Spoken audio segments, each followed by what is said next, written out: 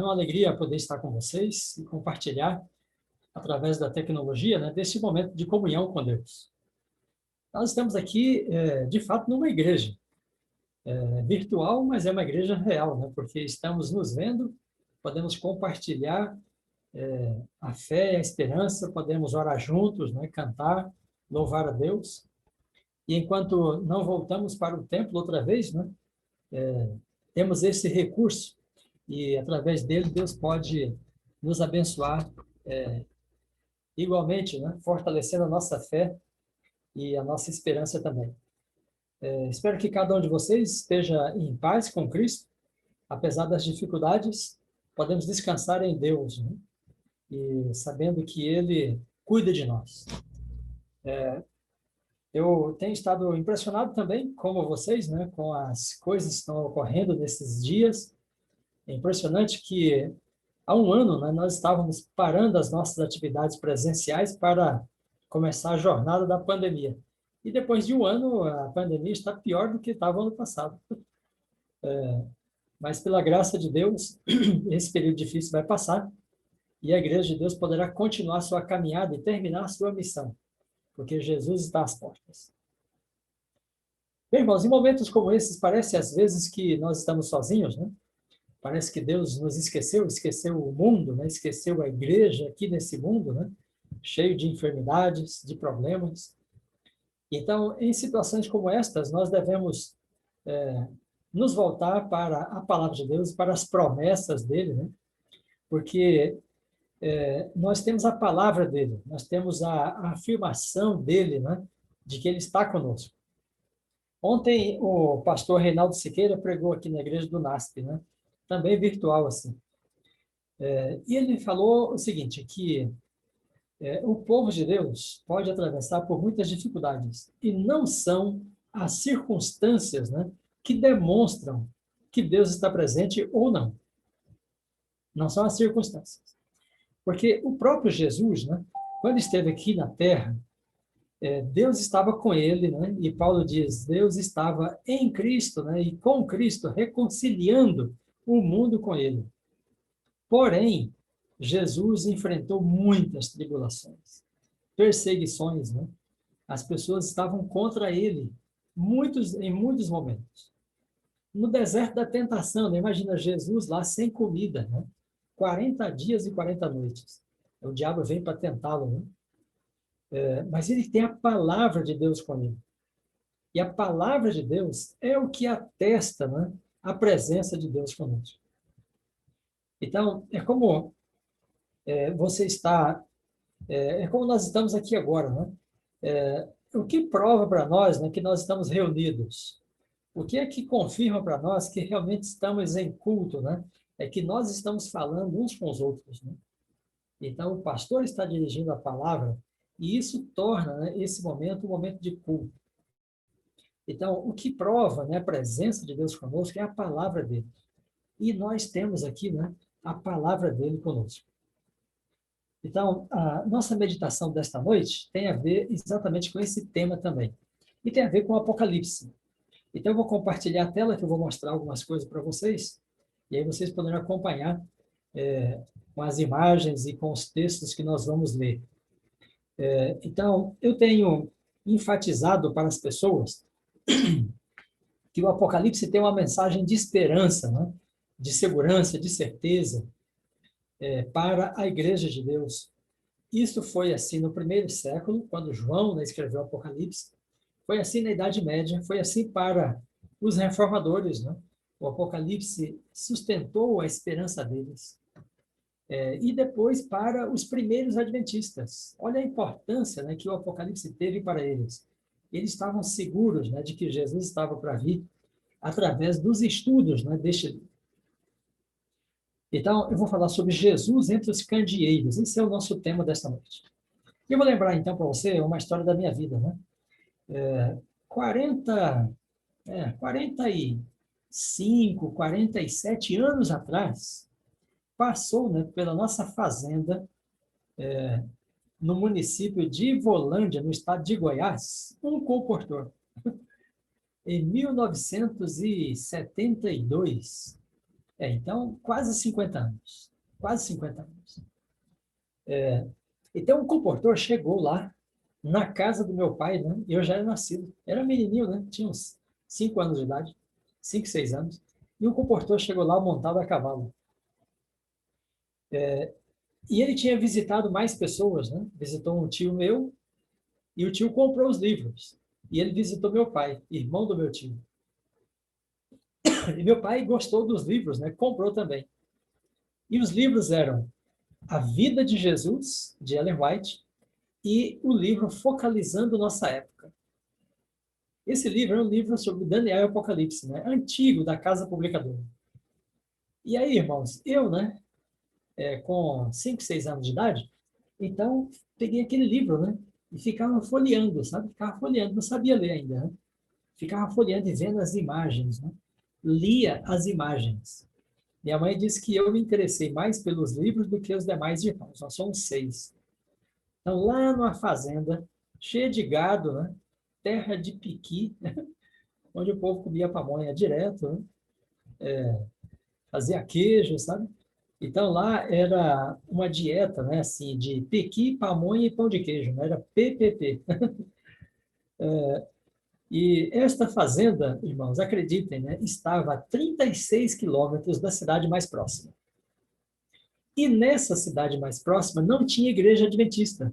Não tinha. E eu fico pensando até hoje, né? Como aquele comportor foi aparecer naquele lugar.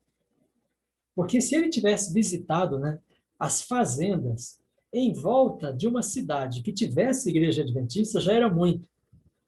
Mas ele estava, né, nas fazendas, 36 quilômetros da cidade mais próxima, onde não havia igreja adventista, na cidade de Iporá. Eram 6 léguas de Iporá até as nossas fazendas. 6 léguas são 36 quilômetros. Estrada de chão. E ele estava montado a cavalo. A minha mãe descreve até hoje, né, todo o rito da presença daquele homem em casa. E meu pai era muito hospitaleiro. E aí era umas 5 da tarde, né, e ele ia voltar para a cidade. Meu pai disse: não, você não pode ir para a cidade, você vai errar o caminho, né? Vai escurecer longe. Então você dorme aqui, amanhã cedo você vai. A minha mãe disse que lá da cozinha, ela quase falou: não vai dormir ninguém não aí.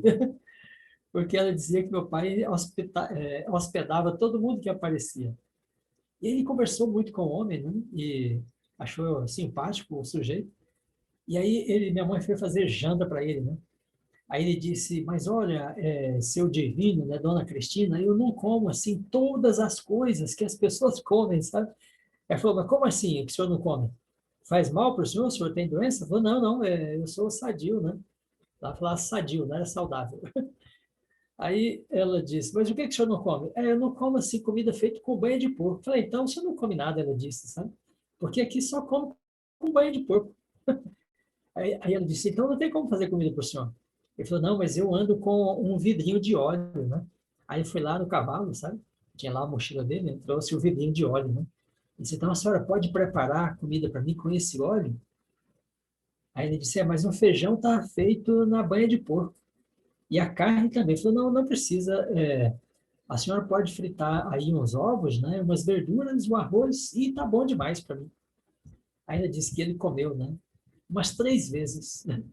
E ela ficou observando o homem, sabe? Dia seguinte, ele se levantou, fez uma oração com eles e foi embora. Irmãos, desde lá, né, o Apocalipse tem estado na nossa casa. Porque começou com aquele livro, né? Não tinha Bíblia ainda. Ficava folheando o livro, né? E começamos a estudar as profecias através das imagens do livro. E, por fim, depois, né, Deus me deu o privilégio de ser professor de Apocalipse. E eu defendi 2 teses já, ambas no livro do Apocalipse. Uma na USP e depois uma na Metodista. Então, eu quero encontrar aquele comportor no céu, né, e perguntar para ele, né, como é que o senhor foi aparecer lá naquele lugar? Nunca mais tivemos notícia do homem, sabe? Mas o fato é que ele foi lá. Muito bem, desde então, o Apocalipse é uma mensagem de esperança, né, na minha vida e na vida da minha família. Irmãos, de fato, em Patmos, né, Deus abriu a cortina do futuro para João, para ele enxergar a trajetória da Igreja de Deus ao longo da história e o estabelecimento do reino de Deus. Veja, João era membro da igreja cristã, né, que era uma seita hostilizada no Império Romano, odiada pelo imperador. Como é que eles teriam condição de sobreviver, né? Uma seita, um grupo pequeno espalhado pelo império, né? Então Deus mostrou o futuro para João, né? E estas visões alimentaram a igreja de Deus no primeiro século, no segundo e daí por diante. Empoderou a igreja de Deus e por fim ela se tornou maior do que o Império Romano. Por quê? Porque eles viram, né, que o Senhor deles, o Senhor Jesus, né, era muito maior do que o imperador. E ele estava no trono, mas não no trono do Império Romano, mas no trono do universo. Então, o Jesus Cristo, né, adorado por essa seita, esse grupo, né, espalhado pelo Império Romano, era o Senhor do universo. Então, quando eles tiveram convicção disso, né, e do plano de Deus e do que Jesus estava fazendo para consumar o plano da salvação, estabelecer o seu reino nessa terra. Então, eles ficaram cheios de convicção, cheios de esperança e de certeza. Muito bem, por isso que ao ler, né, o Apocalipse, nós adquirimos a mesma convicção, a mesma esperança, a mesma certeza desses nossos irmãos no passado. A igreja de Deus, né, estava para padecer muitas coisas. E João ia ver tudo isso no Apocalipse. Ele ia ver acerca dos mártires. Veja, lá tem o altar, né? E aí o sangue das pessoas, né, que foram martirizadas debaixo do altar, clamando pela justiça de Deus. Então, João estava para ver, né, a trajetória da igreja, que ela iria se afastar, que ela seria perseguida, e então iria se apostatar, né? Mas Jesus iria restaurá-la. No primeiro século, né, os discípulos, os apóstolos, sofreram tremendamente. Veja, Pedro foi crucificado de cabeça para baixo. Tiago morreu em Jerusalém, né? Então, era a igreja hostilizada, o povo de Deus hostilizado no Império Romano. Veja algumas referências, né, à condição dos cristãos no Império Romano. Nero, que foi o primeiro grande perseguidor dos cristãos, pelo ano 60, 65. Culpou, né, os cristãos do incêndio de Roma, que ele mesmo fez. Veja a hostilidade. O Tácito, um historiador romano, né, escreve assim, olha, em Análise, né, para se livrar do boato, Nero prendeu os culpados e infligiu as mais requintadas torturas sobre uma classe odiada por suas abominações. Olha só, irmãos, a palavra. Chamada de cristãos. Então, os cristãos, né, eram acusados de abominações. Veja, o império abominável acusando os cristãos de abominações. Então, a igreja era hostilizada, né? Depois ele diz, né, uma grande multidão foi condenada não apenas pelo crime de incêndio, mas por ódio contra a raça humana. Olha, gente, como é que o povo poderia acusar os cristãos, né, de odiar a raça humana? Veja, Ellen White diz que o povo de Deus vai ser odiado nos últimos dias, né, acusado de crimes. Mas como, né? Se o povo de Deus guarda todas as leis, primeiramente a lei de Deus, né, mas será. E os cristãos, né, eram acusados de abominações no Império Romano. E veja, e em suas mortes, eles foram feitos, né, objeto de esporte, pois foram amarrados nos esconderijos de bestas selvagens, né, e feitos em pedaços por cães. Olha só. Ou cravados em cruzes, ou incendiados. E ao fim do dia eram queimados para servir de luz noturna. Olha o que o historiador romano conta. Os cristãos do Império Romano. Queridos irmãos, como é que um povo, né, hostilizado desta forma, perseguido, uma minoria, poderia sobreviver e crescer no Império Romano? Não tinha, humanamente falando, nenhuma chance. Nenhuma chance. Então, veja aí, uma pintura, né, do Coliseu, é uma pintura de Jean-Léon Gérôme, né, de 1883. Olha. A última prece dos mártires cristãos, é o nome que ele deu a essa pintura dele. Então, as feras, né, se levantando ali, e os cristãos oravam para entregar sua vida para Deus. Bem, irmãos, o que eu quero nesta noite dizer para você, né? A situação nossa hoje, né, não é diferente da situação dos cristãos em Roma, no Império Romano. Sendo que eles estavam numa condição muito pior do que a nossa, né? Às vezes as pessoas pensam, como é que a igreja vai sobreviver? Como é que nós vamos sobreviver, né? Como é que será esse mundo, né? No ano que vem, no final deste ano?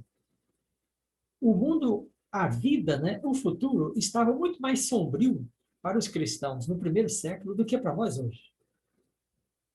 Então, o Apocalipse veio, né, e acendeu uma chama de esperança e de certeza para eles. De que forma? Eu quero então mostrar para vocês um pouco disso. Bem, irmãos, quando João começa o Apocalipse, a primeira visão, né, é uma das mais importantes. E esta visão é uma daquelas que sustenta o povo de Deus no Império Romano e que vai sustentar até o fim dos tempos. E é provável que você nunca estudou essa visão. Então, quando a gente fala do Apocalipse, né, o Apocalipse que sustentou os cristãos, assim como o livro de Hebreus, os Evangelhos, mas o Apocalipse porque abriu a cortina, né? Nós não estamos falando dos 1260 anos de perseguição, sabe, das bestas, né? Porque muitas pessoas estudam o Apocalipse e elas acham que o Apocalipse só tem isso a dizer. Mas a primeira visão não tem nada a ver com isso, que é o que nós vamos ler agora. Então, abre aí a sua Bíblia, né? Apocalipse capítulo 1. Vamos ler a primeira visão, que dá abertura, né, ao livro do Apocalipse e dá abertura à visão das sete igrejas. Apocalipse 1. Veja, o verso 10, né, ele diz assim, achei-me em espírito no dia do Senhor. Então, quando ele escreveu essa frase, né, ele está começando as visões. Do capítulo 1, verso 1 até 1:9, é apenas o prólogo do livro. Ele pode até ter escrito depois, né? É como se ele tivesse escrito o livro, né? Daí ele veio, fez a introdução e fez a conclusão. Mas a visão, né, começa aqui, no 1:10. Achei-me em espírito. Ou seja, começou. Né? Aí ele diz assim, e ouvi uma voz de trás de mim como de uma trombeta, muito forte, potente, né? A voz, dizendo, o que vês, escreve em livro e manda às 7 igrejas.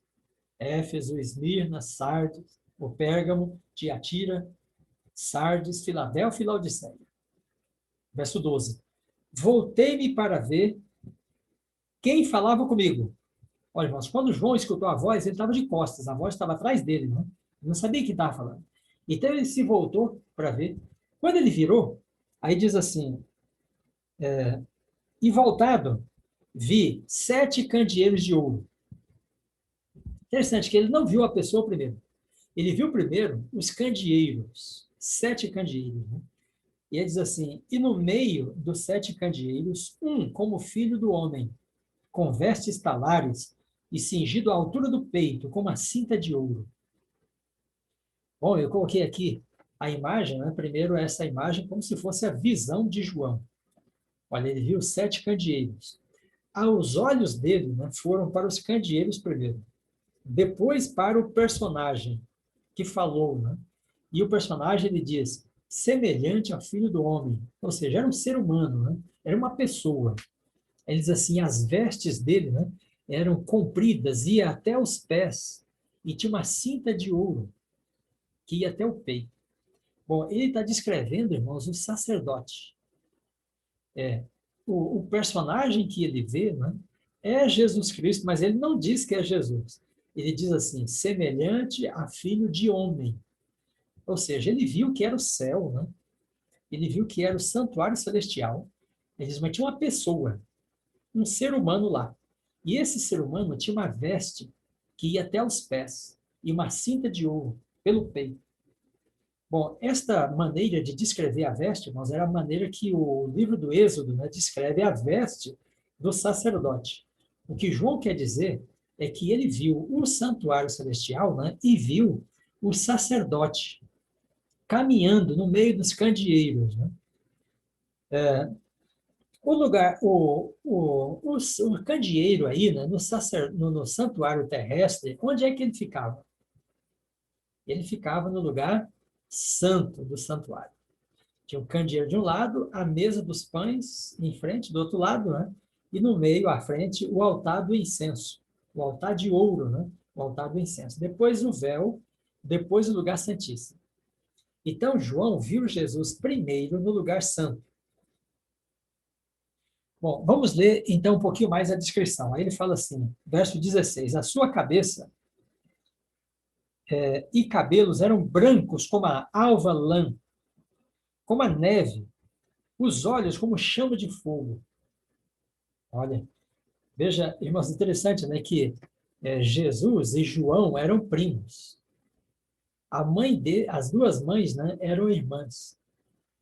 Salomé, melhor, a, a Zebedeu, né, o pai dos dois, Tiago e João, tinha casado com Salomé, que era irmã de Maria. Então, João era primo de Jesus. Porém, quando João viu Jesus aí, né, ele falou, ô, primo, não, não, nada disso, né? Ele viu Jesus glorificado. Os olhos como chamas de fogo, né, os cabelos brancos, identificando a experiência, né, a longevidade. E Jesus vestido de sacerdote. Bom, aí, os pés semelhante a um bronze polido, como refinado numa fornalha, e a voz como de muitas águas. Todos nós aqui já fomos ao mar, né? Então, quando a gente escuta as ondas do mar, né? São muitas águas agitadas, né? Aquele som, aquele barulho, né? Que é impressionante. Então, João comparou a voz de Jesus com isso. Então, forte era essa voz, né? Agora veja, ele tinha na mão direita 7 estrelas, e da boca saiu uma espada afiada de 2 gumes, né? A sua palavra, que é forte. E o seu rosto brilhava como o sol na sua força. Irmãos, quando João vê Jesus e descreve assim, né? Ele se lembra de Moisés, sabe? Porque Moisés, quando desceu do Monte Sinai, o rosto dele brilhava como o sol, porque ele tinha estado na presença de Deus. Então, quando João vê Jesus, Jesus brilha assim, ele sabe, né, que Jesus e Deus estão juntos e falam face a face. Bom, o verso 17, né? Quando vi, caí a seus pés, como morto. Assustou, né? Foi impressionado. Porém, ele pôs sobre mim a mão direita, dizendo, não temas, eu sou o primeiro e o último. Aquele que vive, estive morto, mas eis que estou vivo, pelos séculos dos séculos, e tem as chaves da morte e do inferno. Escreve, pois, as coisas que viste, as que são e as que hão de acontecer depois dessas. E quando o mistério das 7 estrelas que viste na minha mão, as 7 estrelas são os 7 anjos. E os 7 candeeiros são as 7 igrejas. Olha só. Os 7 candeeiros são as 7 igrejas. Muito bem. Eu falei que eu vou falar sobre os candeeiros, né? Irmãos, o que são os candeeiros nessa visão? Esta é a primeira visão de João, né, que começa o Apocalipse. Esta visão dá a abertura de tudo. Então, vamos observar 2 coisas. Primeiro, quem Jesus diz que ele é. E o segundo, o que ele está fazendo. Eu sou o primeiro e o último. Estive morto, mas eis que estou vivo, pelos séculos dos séculos. Aí ele fala assim, eu tenho na mão a chave da morte e do inferno. Irmãos, essa expressão para João é poderosa, sabe? Deve ser para nós. Veja, porque Jesus desceu, né, a esse mundo, e deste mundo ele desceu à morte, ao Hades, à sepultura, né? E quando ele saiu de volta de lá, na ressurreição, ele não veio de mãos vazias, ele saiu com a chave na mão. O que quer dizer isso? João entendeu perfeitamente. A chave, né, identifica domínio, posse, autoridade. Então, quando você compra uma casa, né, o Coronel Ricardo, comprou uma casa aqui, né? Quando você compra uma casa, ele vem aqui, passeia, depois eu volto para São Paulo, né? Eu quero ter 2 casas assim um dia, né? Eu vou para uma, mudo para outra, né? O Ricardo está assim. Quando você compra a casa, né? Compra um apartamento, o que indica que você comprou? É quando você recebe a chave. Recebeu a chave, agora você tem domínio, pode entrar e sair a hora que quiser. É sua propriedade, né? Então, quando Jesus diz, irmãos, que ele tem a chave, né, da morte do inferno na mão dele, quer dizer que ele entrou lá na morte, porque ele morreu, né, e voltou e saiu com a chave, né, na mão, indicando que ele dominou, né, o principado do diabo. E ele agora tem a chave, né? Ele tem toda a autoridade no céu, na terra e debaixo da terra. Debaixo da terra é uma metáfora, né? Porque o inferno não existe, né? O Hades não é um lugar, não é um mundo, é a condição da morte, né? Então Jesus tem toda a autoridade e domínio sobre esse reino da morte. Ele pode abrir e fechar a hora que ele quiser. É por isso que quando Estevão vê Jesus, irmãos, ele não liga mais, né? A vida dele está nas mãos de Jesus, porque Jesus tem a chave da vida e da morte. Né? Quando João vê Jesus com a chave na mão, né, glorificado, ele se enche de convicção e certeza. Ele sabe que a vida dele, né, perseguido pelo imperador, pertence a Cristo. Ele não tem medo mais. Então, Jesus é o primeiro e o último, irmãos. É o Cristo glorificado. Né? Então, o Apocalipse, a Bíblia termina, não é com Jesus na cruz, ensanguentado, ferido, né? A Bíblia termina com Jesus glorificado. Jesus no trono do universo. Jesus no santuário celestial. Jesus com a chave na mão, né? Jesus com toda a autoridade e poder. Então, é por isso que os apóstolos saem para pregar. Eles estão empoderados, né? Porque Jesus dá esta convicção para eles. E você deve se sentir assim também.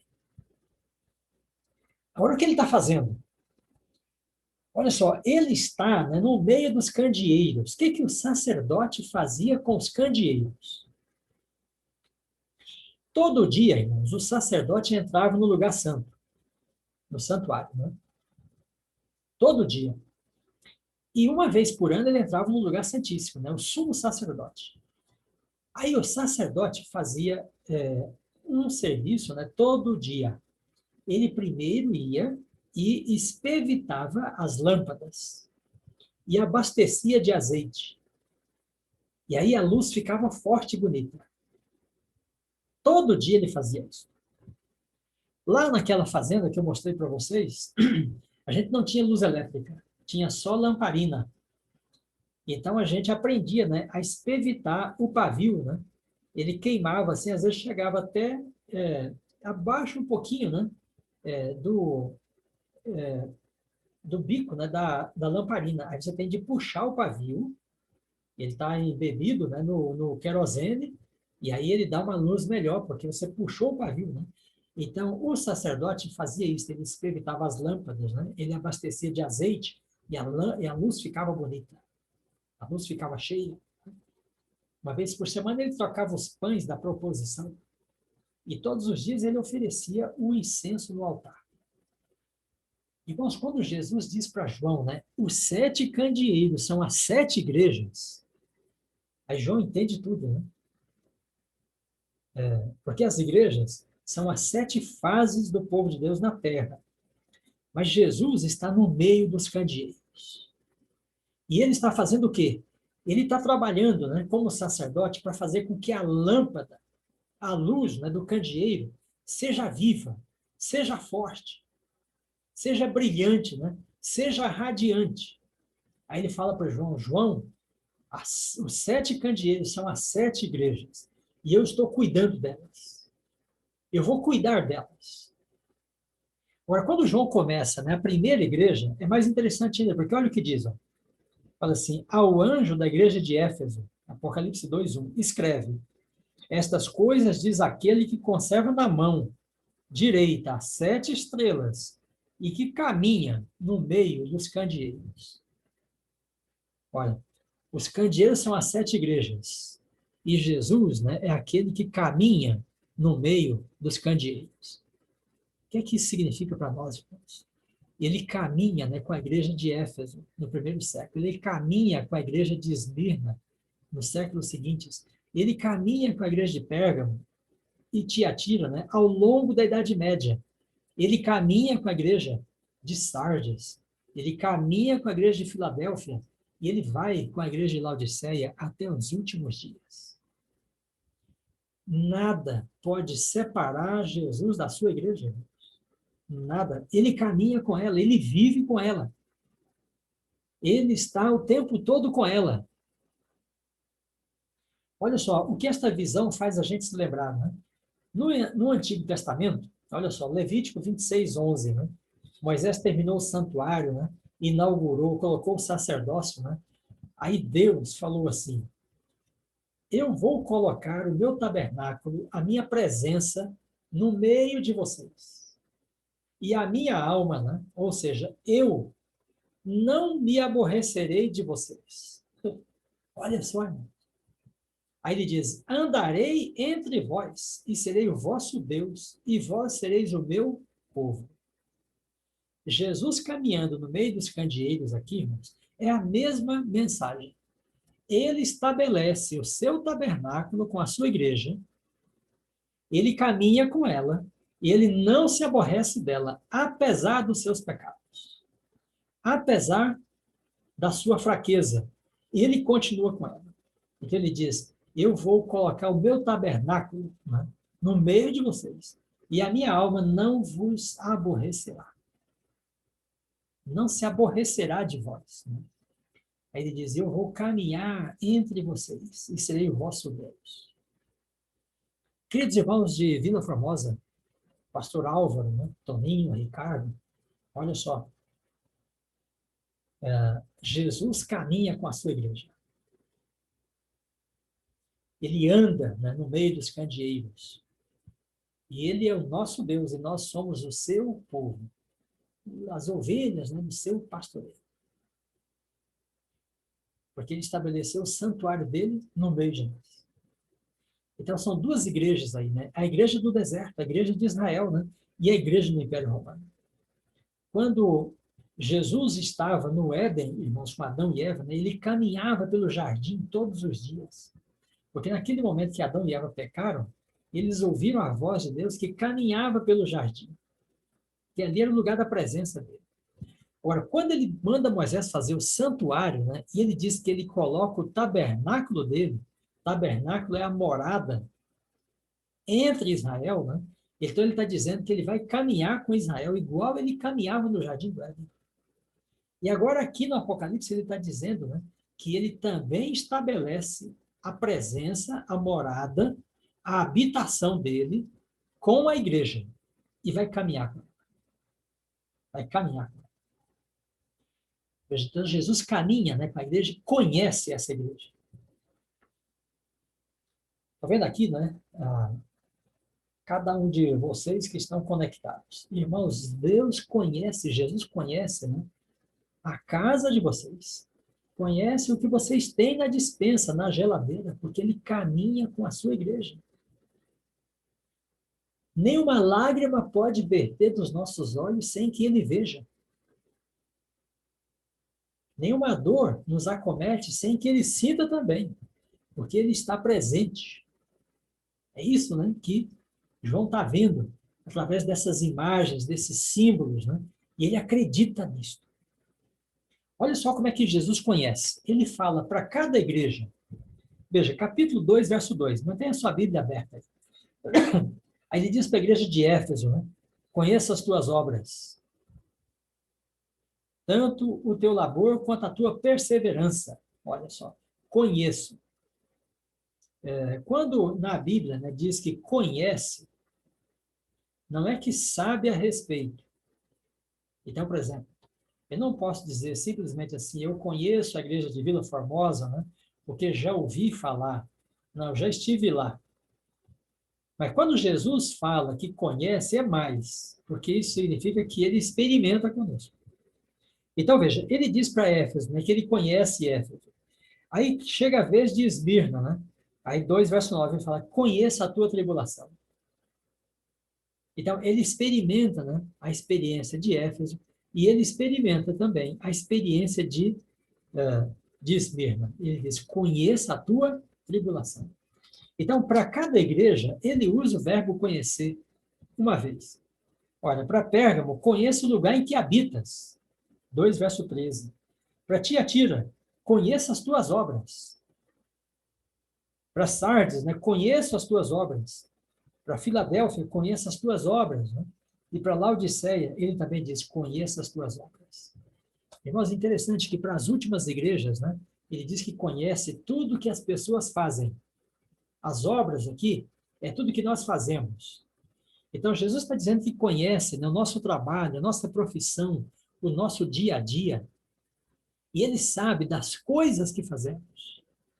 Ele conhece as nossas obras. E ele diz para Laodiceia assim: conheça as tuas obras, que nem és frio nem és quente. Quem dera, se fosse frio ou quente. E então ele adverte Laodiceia. Ele conhece. Ele conhece as pessoas que vão à igreja. Ele conhece aquelas que não vão. Ele conhece as pessoas que oram. Ele conhece as senhoras, né, que oram durante minutos longos, né, todos os dias. As mães que clamam por seus filhos. Meia hora, uma hora em oração, ele conhece tudo que nós fazemos, porque ele está presente. Ele está presente. Muito bem, olha só, o que Jesus diz para João aí, diz para nós, né? A visão é como aquela que Daniel teve, né? O ancião de dias, o cabelo branco, né? Ele é o Deus pleno, Jesus é o Deus pleno, né? E está dizendo para João, está dizendo para nós. Está vivo e exaltado. Não está pregado na cruz, não está na sepultura, ele está vivo e exaltado. Ele tem as chaves, né, da morte e do inferno. Ele detém a espada de dois gumes. Os seus olhos são como chamas de fogo, tudo enxergam. Nada está escuro para os olhos de Jesus, porque são chamas como chamas de fogo. Nós, né, seres humanos, temos de ter uma lanterna. Aqui, se eu desligar a luz, vocês nem vão me ver. Porque nós andamos no escuro, né? Jesus nunca anda no escuro, irmãos. Porque os olhos dele são como chamas de fogo. É como a visão de raio laser, vê tudo. Né? Ele vê a noite, ele vê o dia. Os olhos são como chamas de fogo. E ele ministra diante de Deus. Ele está no santuário celestial. Muito bem. Vamos falar um pouquinho dessas igrejas. Então, a presença de Jesus, né, é a primeira mensagem do livro do Apocalipse. A presença viva dele. A caminhada dele, né, com as 7 igrejas, os 7 períodos da igreja. É a primeira mensagem do Apocalipse. Então, eu quero dizer para você, quando você estudar o Apocalipse, quando você pensar em Apocalipse, né, a primeira coisa que você deve pensar, a presença de Jesus é com você. Ele caminha com você. Então, essas 7 igrejas estavam na Ásia Menor, lá em cima, né? Aqui está o Mar Mediterrâneo, e então estava lá a Galácia, onde Paulo esteve, né? E aqui essas igrejas da Ásia Menor. João pastoreou essas igrejas.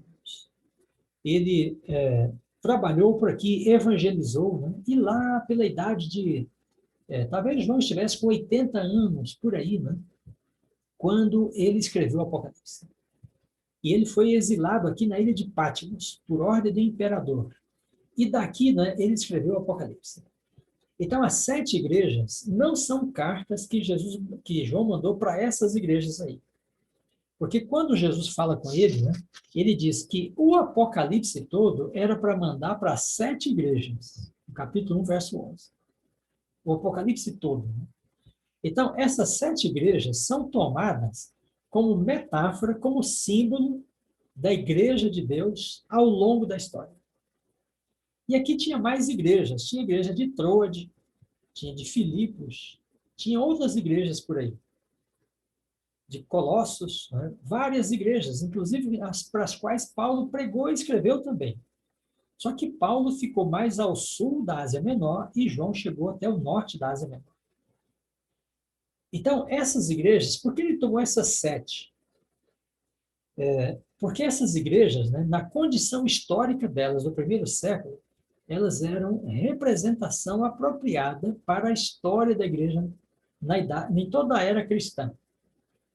Então, do mesmo jeito que ele usa, né, o Monte Carmelo, o Vale de Megido, né, do Antigo Testamento, são lugares históricos, como símbolo no Apocalipse, do jeito que ele tem pessoas, né, que são reais, históricas, mas ele usa como símbolos, ele também usou essas igrejas. Então, no Apocalipse tem Balaão, né, que é o falso profeta. A segunda besta é espelhada em Balaão. Jezabel era uma mulher, né, no Antigo Testamento, uma mulher histórica. Né? Mas Jezabel é a meretriz em Apocalipse 17. Então, o Apocalipse tem esse lance, né, de tomar as coisas históricas como símbolos. E essas igrejas aí são tomadas, então, como representação da Igreja de Deus, na sua trajetória histórica.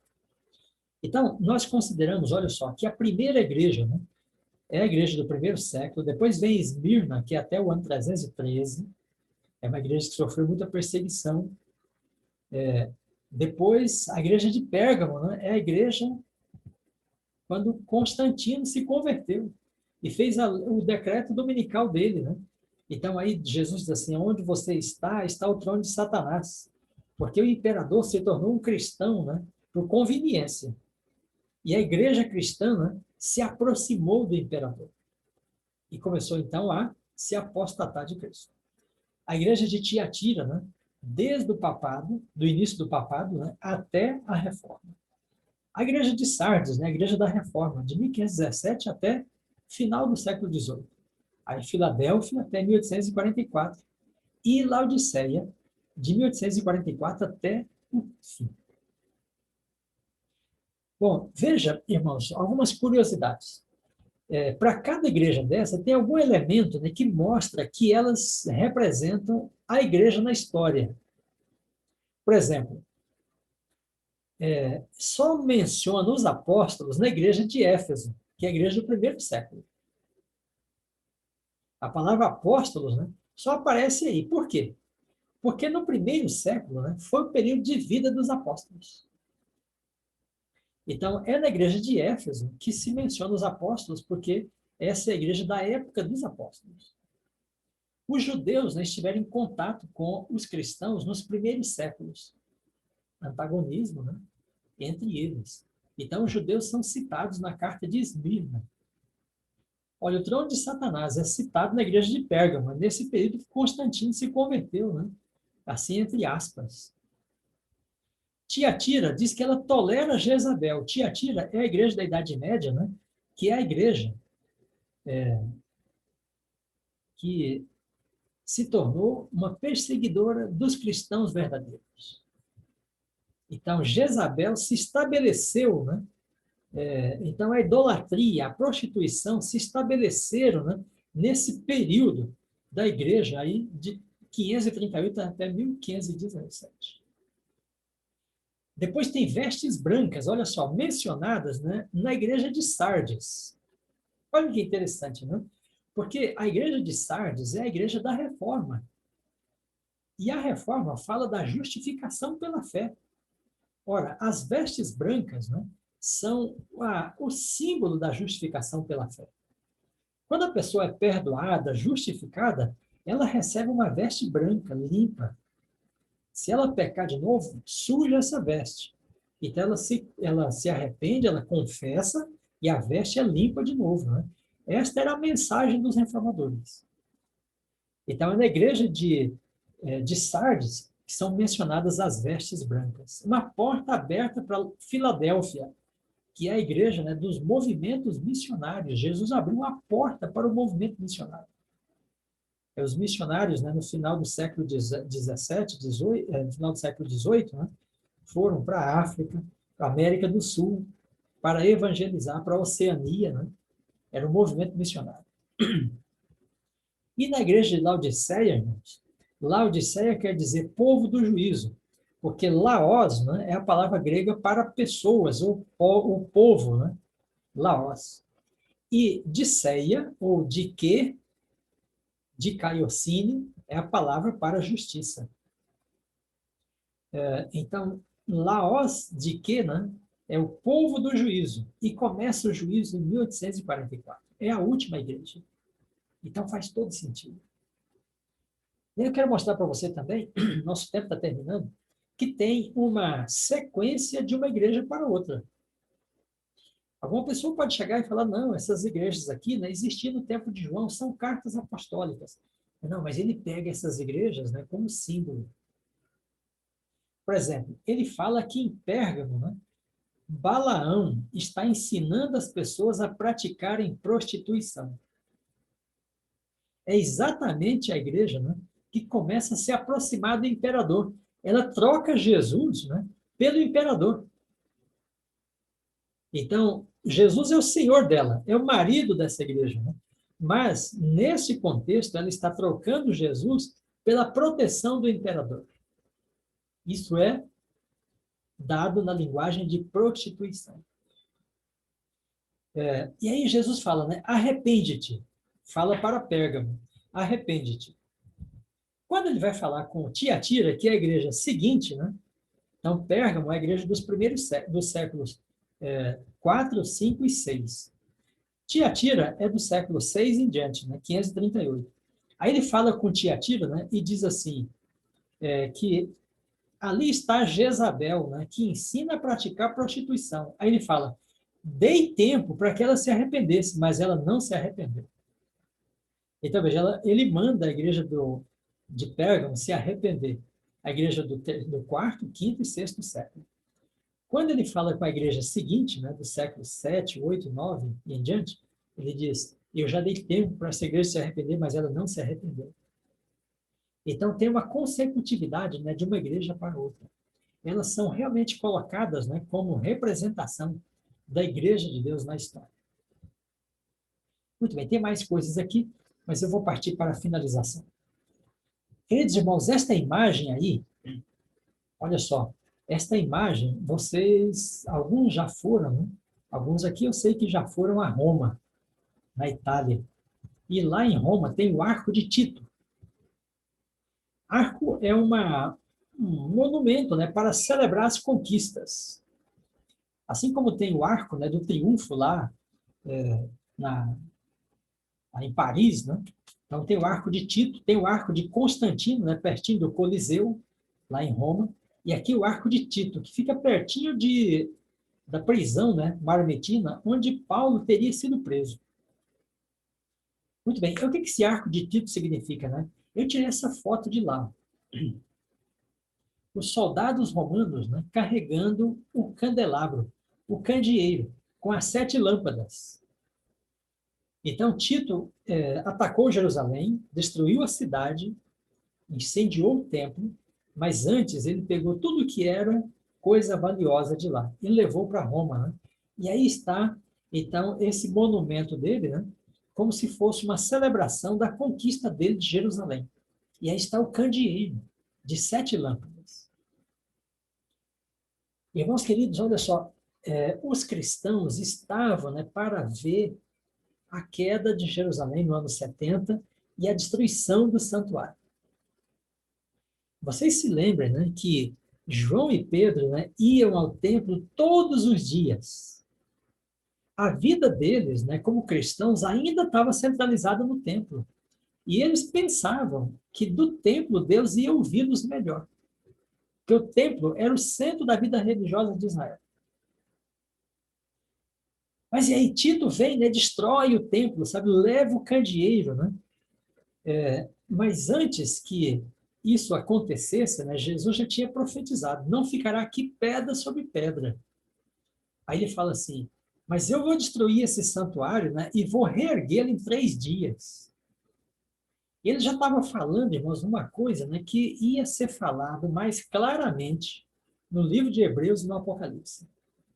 E a situação era assim, os cristãos iam ver os templos ser destruídos, iam ficar perdidos. Mas aí o livro de Hebreus vem e fala assim, não, mas o templo verdadeiro, né, é o que está lá em cima.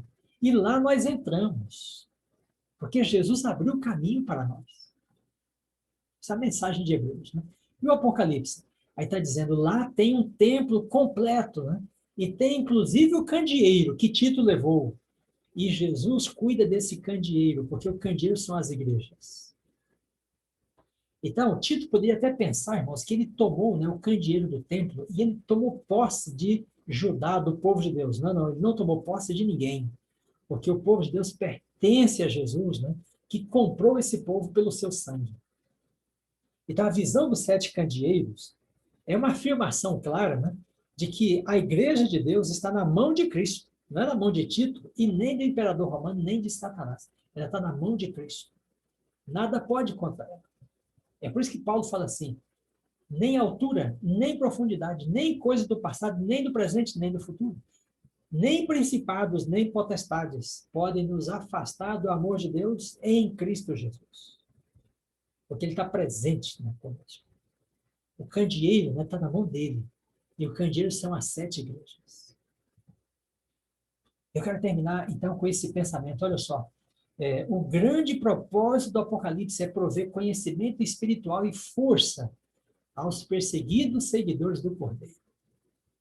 Queridos irmãos, nós estamos também debaixo, né, de intolerância, de perseguição, e pior ficará o mundo. Pior ficará o mundo.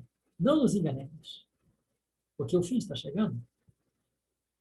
Olha o que Ellen White diz, né? Uma coisa se compreenderá certamente do estudo do Apocalipse. Veja, não é a besta, não é o dragão, não é a perseguição. Ela diz, é que a ligação de Deus e seu povo, né, é íntima e decidida. A ligação de Deus com seu povo, né, é íntima e decidida. Esta, segundo Ellen White, né, é a mensagem do Apocalipse.